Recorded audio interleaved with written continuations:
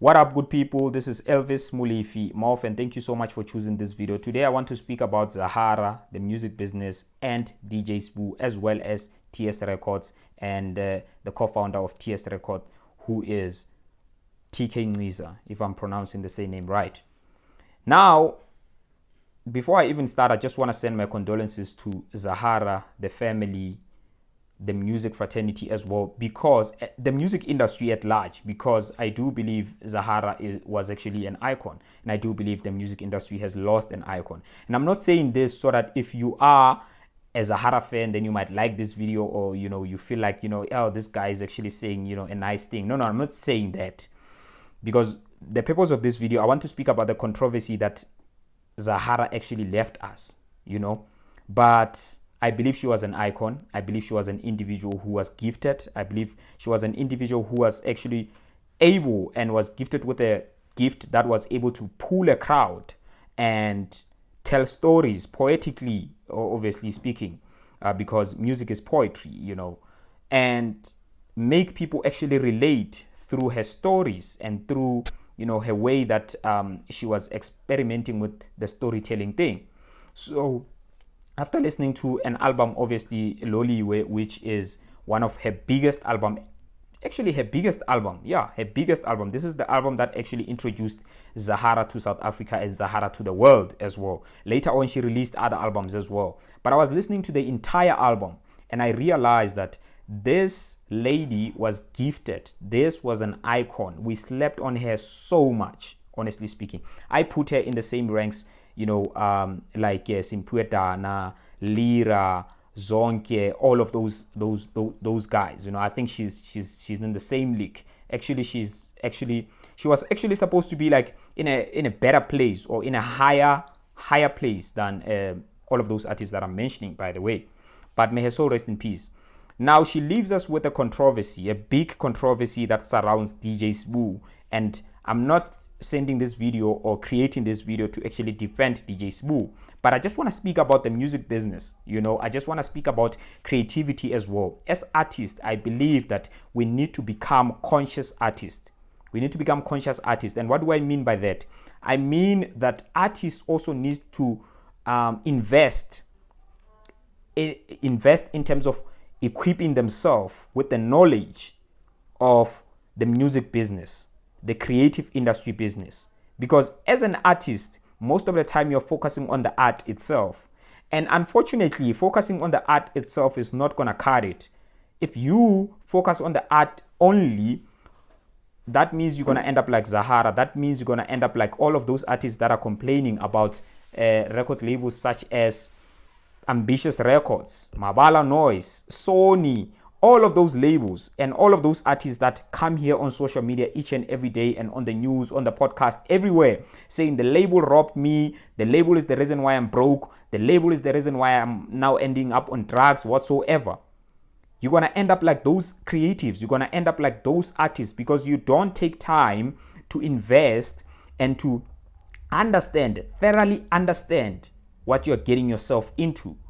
And it's not anybody's fault if Zahara, they robbed her. And I'm not advocating that labels must continue to rob people. That's not okay. That's ethically wrong. But other people don't follow ethics. Other people don't have ethics. Other people don't have morals.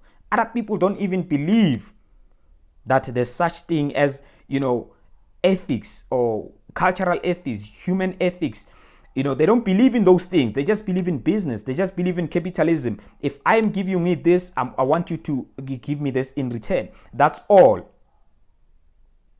So if DJ Sbu, Nciza, TS Record as a company, if they robbed Zahara, it's not anybody's fault. It's Zahara's fault. Why couldn't she equip herself? She's a singer, man. She's an artist. She's a creative. Why isn't she equipping herself enough about what's going to happen when she signs a contract? I was listening to an interview right now, and this is her old interview. She speaks about the first time she arrived in Joburg. The first time she arrived in Joburg, a plane was paid for her by TK Nciza or TS Records. And then she got a place to stay. What was she eating? Where does that money come from? You must ask those things. Because the same money that the label spent on you, they're going to want it back. Informally, formally, in the contract, outside of the contract, whatsoever. In most cases, they stipulate in the contract, if we give you an advanced amount and we invest so much in you to buy you a car, to buy you a house, to rent you an apartment, to get you new clothes, to create this new identity, to create this new look in you, that's an investment. They need to get that money back. And it's stipulated in the contract. Sometimes, in a funny way, sometimes in a dodgy way, sometimes it's straightforward, sometimes it's just, hidden along the lines. But as an artist, you need to, it's your responsibility to understand that you need to understand the music business. You can't just enter into something that you don't know. And then the other thing, DJ Sbu actually now is dragged everywhere. Everybody's just saying, this guy's a bad guy. This guy robbed Zahara. This guy is the reason even Zahara is dead. Come on, guys. That's a huge accusation. That's a huge accusation. You do not do that. The last thing you want to do is to accuse somebody that they're responsible for somebody's death. Especially in a situation like this where we know what led to the death. You don't do that. The last thing, well, I said the last thing, but this is the last thing. The last thing I want to talk about is DJ Sbu went on the news and clarified, well, we don't know whether he's telling the truth or not. We can never know. We can never know. That's the unfortunate part about it. We can never know. But he went on the news and said, you know what? By the time Zahara died, she was no longer with our label, which was actually obvious in the public eye. Everybody knows that. She was no longer with us. But by the time she was with us, all the music was published under her, which means she owns all the rights. Well, not all the right, but the label owned will still get a part of royalties that will be paid via the album, via the music that was released under TS Records. But after she left, we moved everything to her label, the label that she was with right now. And according to the interview that I was watching, she later joined as she started her own label, but also partnered with another label, which is Warner Music. Warner Music, I believe it's Warner Bros. Like Universal Pictures, Universal Music, Sony Pictures, Sony Music. The way they are exploiting artists around the African continent. I believe it's like that, right? So DJ Sbu clarified himself. Everybody knows this. But people still continue to trash this guy and say, no, you're the reason why this person is dead. You're the reason, this person died broke whatsoever. She couldn't even afford a liver transplant whatsoever. That's unfair. That's unfair, honestly speaking.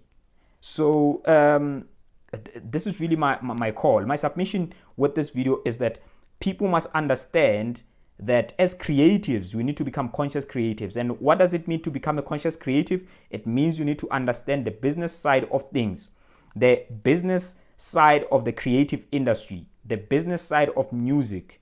You can't just sign a contract that you don't understand what you're supposed to deliver and what happens if you don't deliver and how much you get paid if you deliver and how much you actually owe if you don't deliver. So people need to become conscious, or creatives need to become conscious creatives. Thank you so much. I hope this doesn't offend anyone, but hey, I'm just speaking my own truth. And if you agree with it, that's fine. If you don't agree, that's even more fine. Thank you so much. My name is Elvis Mulifi Cheers.